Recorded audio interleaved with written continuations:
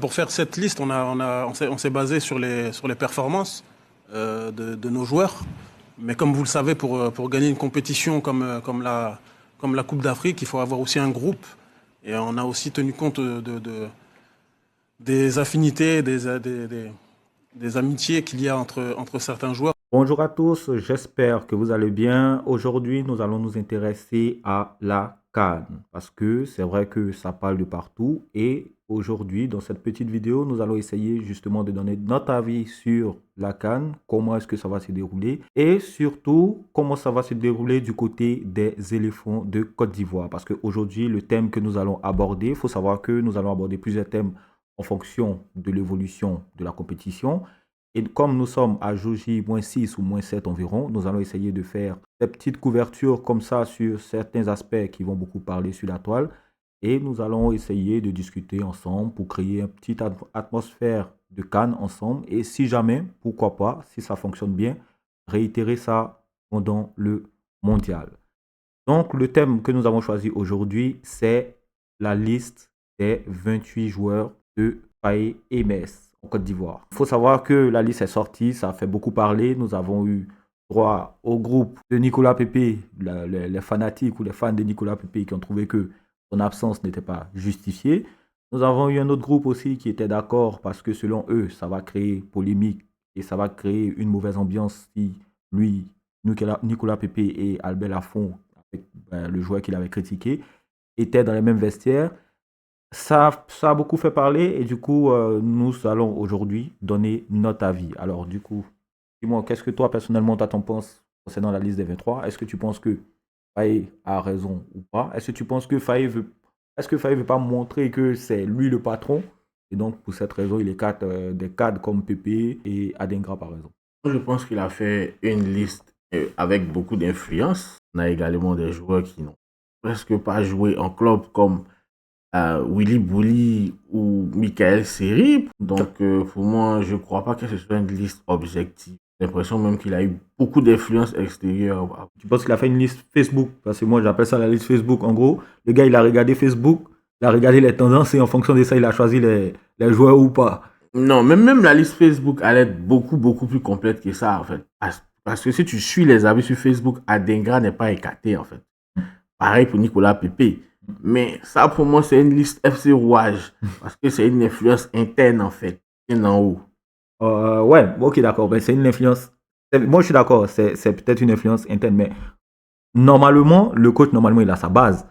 Là, quand on regarde, il y a quasiment entre 10 et 13 joueurs qui sont carrément nouveaux, comparé à ceux qu'on a eu pendant la CAN. À part les défenseurs qui ont maintenu vraiment leur place, les défenseurs et les milieux qui ont maintenu leur place, la plupart des gens qui ont été sélectionnés sur le banc et surtout en attaque, c'est des nouveaux. Est-ce que, moi, personnellement, je pense que peut-être que les choses ont changé en temps. Peut-être Adengra devait être sur la liste. Parce que même si on veut parler du FC Rouage, je ne pense pas que Adengra aussi, dans le FC Rouage, il était détesté. Hein. Adengra était sur le dos du ministre il y a même pas 3 ans. Donc, je ne pense pas que ce soit ça le problème. Donc, toi, tu vois ça comment? Non, c'est pas forcément le cas d'Adengra qui est, comment on appelle ça, qui attire l'attention. Comme on a dit, par exemple, le cas de Nicolas Pepe. On sait tous que Nicolas Pepe a eu des brouilles avec Faye Metz pour le match contre le Kenya, par exemple. Et peut-être qu'ils ont gardé rancune parce que de base, Pepe, c'est un gars qui n'a pas sa langue dans sa bouche. Donc, il a sûrement eu des bisbilles avec peut-être le staff. Donc, ça peut justifier cela. Et quand je parle de FC Rouage, c'est par exemple des joueurs qui n'ont pas vraiment les capacités, qui ne sont pas en forme actuellement pour être sur la liste, mais qui, comme par magie, apparaissent. Exemple? Exemple, Diakité Oumar. Exemple, Jean-Michel Seri, comme je l'avais dit. Par exemple, Billy Bouli, qui ne joue presque plus. Ou bien, on a des attaquants avec des feuilles de stats, mais terribles, qui sont là. Et moi, ça m'inquiète, vous voyez. D'accord. Mais ok. Donc, du coup, c'est vrai qu'eux, ils doivent pas là, mais, ils doivent pas être là, mais en vrai, les titulaires, ils sont solides parce que tu as Yann Diomandé, qui est pas mal. Tu as Wilfried Zaha, qui n'est pas mal. Bon, je suppose que ce sont les 3 titulaires. Et tu as Amad Diallo. Donc, en vrai, ils sont tous en forme, les 3 qui sont là. Oui, mais en termes de vivier de joueurs, en termes de joueurs qui ont, comment on appelle ça, les capacités de représenter la Côte d'Ivoire, mais ça l'embarras du choix. On a des talents partout, ça c'est vrai. Mais est-ce que ces talents-là pourront créer quelque chose collectivement. On a vu pendant les éliminatoires, peut-être on a fait une bonne campagne, mais ce n'était pas fameux. On s'est fait accrocher souvent par des petites équipes. Même à la CAN, à la dernière CAN, on s'est pris 4-0 contre à la Guinée équatoriale. Ce n'est pas parce qu'on n'avait pas les joueurs qu'il fallait.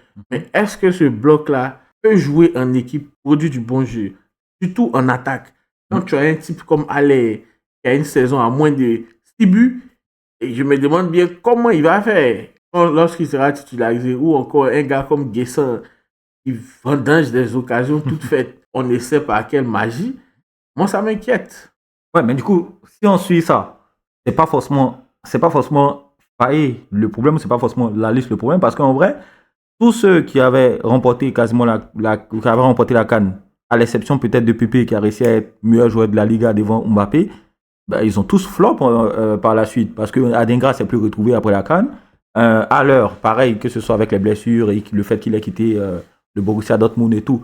Est-ce que tu ne penses pas qu'ils ont été écartés au fait peu à peu par Faye, parce que justement, comme je le dis, vu qu'il veut montrer que c'est lui le patron, il essaie d'éliminer au max ceux qui avaient vraiment fait le cœur de jeu de l'entraîneur précédent.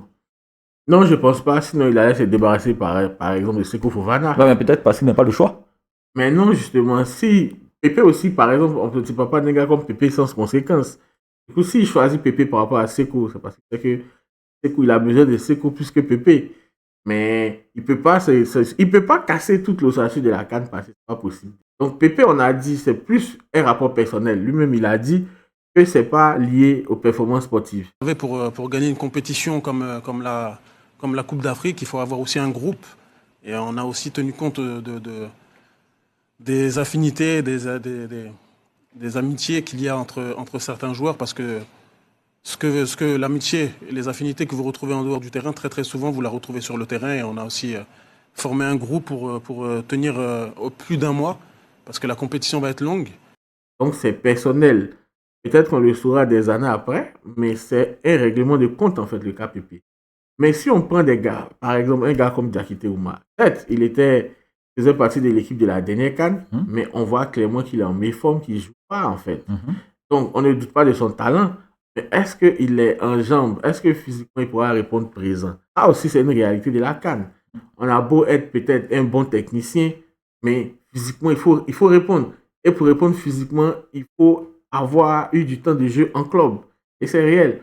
On va affronter peut-être des équipes qui ne brillent pas à l'international, mais qui ont des joueurs, par exemple, titulaires dans leurs championnats locaux. Donc, ils sont en jambes. Et on a bien vu contre la Zambie, par exemple, en 2012, avec tout notre roster des stars internationales, on s'est fait accrocher par des Mayuka, des Katongo, le capitaine Katongo qui évolue en Chine. Voilà, on a eu tous les problèmes face au gardien Kennedy Mounier, par exemple. Même Didier Drogba n'a pas pu. Donc, vous voyez que c'est une question déjà de cohésion, ensuite de forme personnelle. Et puis, voilà. Donc, déjà, les polémiques même qui entourent cette liste-là, est-ce que ça ne va pas déjà agir sur le collectif? Parce que, comme tu l'as dit, il y aura forcément des gens qui trouveront que pourquoi ils ont écarté Pépé, et peut-être que Alban Lafont risque d'être tenu responsable pour ça. Donc voilà, donc je me dis qu'il faut tenir compte de tout ça avant de faire une liste. Oui, ok, il faut tenir compte de tout ça, mais moi j'ai envie de rajouter un truc concernant le coach Faye. Est-ce que tu ne penses pas que Faye avait la solution de tout ça, c'était d'appeler tout simplement Pépé et puis de lui faire comprendre que on n'est pas au village ici, ou on n'est pas en brousse, et il a juste à tenir sa langue pour éviter justement de créer des cassures dans le groupe. Parce que, certes, il a dit ça, pour la CAN, il peut être écarté, mais il est toujours disponible, par exemple, pour le mondial. Est-ce que, si ce problème n'est pas réglé de façon sérieuse et que c'est juste une mise à l'écart, est-ce que tu penses que ça ne va pas envenimer le truc au lieu justement de l'appeler tranquillement et de lui expliquer que quand on est dans un groupe, on évite justement de faire certaines sorties sur ses collègues? Est-ce que tu ne penses pas que ça aurait été mieux justement que de se dire, bon allez, vas-y, on le cadre directement et on part directement sur un nouveau groupe? Mais je pense que ça a déjà été fait. Et je me dis que s'il a pris cette décision, c'est qu'il n'avait pas d'autre choix en fait. Et ça a été le même cas avec Zaha qu'on a vu, qui a été écarté pendant plus de 2 ans. Mais ça n'a pas eu réellement d'impact sur les éléphants. La preuve, on a même remporté la CAN avec. Du coup, comme je l'ai dit souvent, on a déjà un parcours standard en CAN. Souvent, c'est sortie de poule et se faire accrocher en quart de finale. si on passe les quarts de finale, tant mieux. Mais là, par exemple, s'il fallait atteindre les quarts de finale, je ne crois pas que la FIFA lui en vouloir, en fait. Et je pense qu'il sera gardé pour le mondial. Et si d'ici là, Pépé corrige pas son attitude, je pense qu'il ne va pas l'appeler, en fait. Donc, déjà qu'il y a déjà de la concurrence sur son côté, donc je pense qu'il a tout intérêt à peut-être régler le différend avec Faye Metz hors caméra, en fait. Ok, mais bon, et si, là, je vais maintenant un peu dans la spéculation, et si c'était le karma justement qui était en train de punir le coach Faye avec la blessure de Haller, parce que là, on a vu que Haller est sorti sur blessure, on a dit que Nicolas Pepe, qui a été un meilleur joueur devant Mbappé, devant Rafinha, devant Lewandowski et tout ce que tu veux en championnat, devant Yamal, tout ce que tu veux en championnat espagnol, qui est écarté pour un attaquant, par exemple, qui a moins de 6 buts, comme tu as dit, mais qui derrière, justement, est blessé, comme tu as dit, parce qu'il n'est pas sans doute au meilleur de sa forme, parce que depuis qu'il a changé plusieurs fois de club et tout. Et est-ce que c'est pas une manière, justement, d'être puni par le ciel en griffe, là, j'extrapole un peu, mais est-ce que c'est pas une leçon, justement, à tirer de ça? Parce que, hormis ça, Haller n'avait pas été titulaire il n'a pas été titulaire pendant les éliminatoires. Il a joué des bouts de match. Il a joué que, je crois, 2 ou 3 matchs titulaires. Et là, on le met sur la liste principale des 28. Alors que Guessant, qui avait même été quasiment titulaire sur tous les matchs, lui est réserviste. Donc, du coup, sur les choix, on ne comprend pas. Au fait, on s'est dit, c'est un choix à la va-vite. On a l'impression que Nicolas Pepe a été retiré au dernier moment pour rajouter à l'heure. Franchement, on ne sait pas. On ne sait pas du tout. Donc, déjà, avant de répondre à la question, il faut savoir que Pepe n'a pas été meilleur joueur de la Liga. Il a été meilleur joueur du mois. C'est déjà ça. Parce que l'an passé, je crois que c'est Rafinha qui a été meilleur joueur. Donc voilà, il est dans un état de forme. Après, pour le karma et tout, moi, je trouve que c'est juste la réalité qui rattrape Faye Metz. Comme je l'ai dit, on ne peut pas prendre des joueurs en méforme pour aller à la CAN, en fait. Et là, déjà, la blessure de Haller prouve déjà que j'ai raison. Et les blessures, ils risquent d'en avoir encore. Parce que tu ne peux pas prendre des gars qui ne pas depuis plus d'1 an et aller affronter, par exemple, le Cameroun. Tout le monde sait que une des qualités du Cameroun, c'est le physique. Même le dernier des défenseurs camerounais, physiquement, il est au point, en fait. Si tu prends un milieu ou un attaquant qui n'est pas en confiance du fait de sa forme physique, tu ne vas pas t'étonner que, par exemple, il nous lâche une canne avec une blessure. Après, pour le cas des Guessant réservistes et tout, bon, ceux qui suivent l'équipe nationale savent qu'il a plus ou moins... il est plus ou moins dans les grâces de Faye parce que moi je ne le trouve pas vraiment extraordinaire. Par exemple, moi je préfère Bayo Vakoun, mais il se trouve, je ne sais pas quelle magie, toujours titulaire. Et comme je l'ai dit, je ne le trouve pas efficace.